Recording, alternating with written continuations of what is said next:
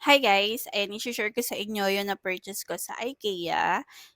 Pumunta kasi kami kanina and actually kakarating lang namin, sobrang nakakapagod pero enjoy naman kasi yun yung pinaka-favorite ko talaga na lugar every time na pupunta kami sa MOA. And ayun, gusto ko lang i-share sa inyo kasi sobrang affordable yung mga gamit do'n and sobrang gaganda. And itong nabili ko is worth 630 pesos lang silang lahat.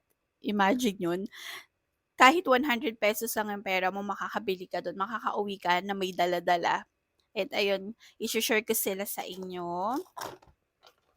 Super cute nitong bag na 'to. Nung first na pumunta ako sa IKEA, gustong-gusto ko talagang bilhin 'tong bag na 'to kasi ang cute ng color niya. Ano siya, reusable bag. Ayan. Ito yung ating na-purchase. First, ito, every time na alis kasi kami, kailangan namin ng mga disposable na plates, mga ganyan. Pero for now, ito pa lang muna yung nabili ko. And worth 70 pesos na to Eto, ayan, para 'pag magta-travel, ayan, meron kaming mga plastic plate and then worth 70 pesos meron ka ng 6 plates. Ayan, 'di ba? Super cute, 6 na 'to. And next time bibili naman ako ng spoon and fork and yung ano, bowl, yung ganyan. Wala pa tayong budget pero next time, ayan. Eto, 70 pesos. And then next, eto, pang-display ko 'to dito sa station ko. Gusto ko kasi ng something new, something gray, white, gold, and green. Yan yung pinaka-theme ko ngayong 2024. And ayun, ito is 90 pesos. 90 pesos siya, pat siya. Pwede siyang artificial yung ilagay nyo or yung, anong tawag dito? Anong tawag dito? Yung totoong plant. Ayan, 90 pesos. May ibang color nito, may black, silver, ayun, yun lang natandaan and then itong gold. Super cute, 'di ba? 90 pesos. Oh, so magkano na yung dalawang yun.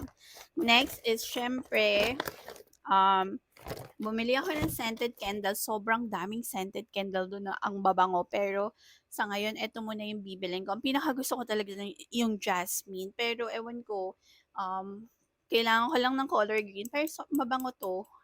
Mabango siya, promise.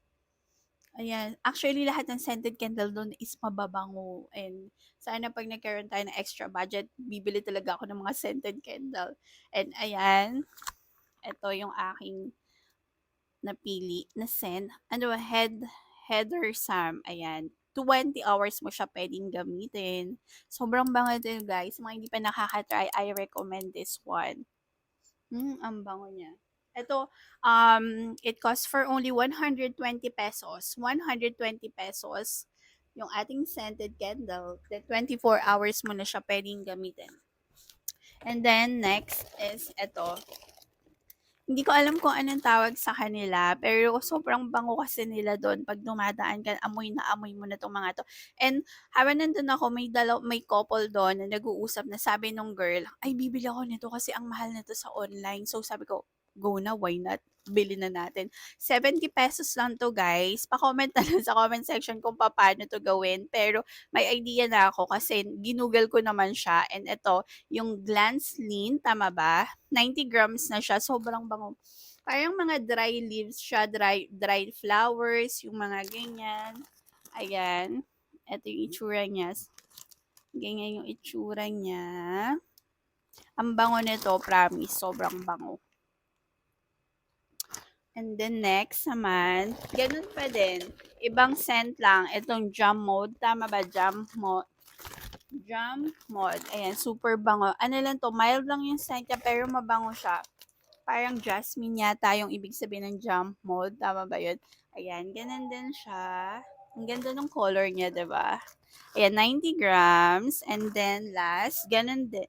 Last is ito yung pinaka-favorite ko, color green. Pinaka-favorite ko kasi siya nitong ating scented candle. Ang bango nito, promise. Sobrang bango. Ayan, ang ganda ng color niya. Mahilig kasi ako sa mga essential oil, sa mga Yun sa mga essential oils para sa mga humidifier, yung ganyan. Gusto ko kasi yung kwarto 'pag matutulog is mabango, refreshing para pagkagising mo talagang ang sarap ng tulog mo, 'di ba?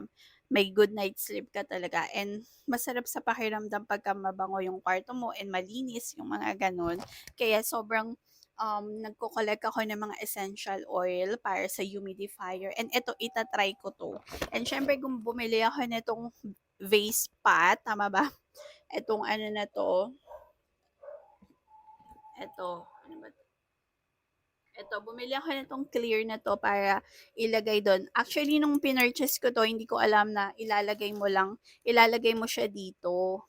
Basta nag-ano lang ako, nag-assume lang ako na ilalagay ko siya dito kasi ₱50 'to. ₱50 lang 'to guys, imagine ₱50. Tapos etong ganito ₱70 each, ₱70. Kaya yun. And ayun, yun yung mga na-purchase ko sa IKEA na worth ₱630 lahat na yun. Plus eto, this cost for only ₱90.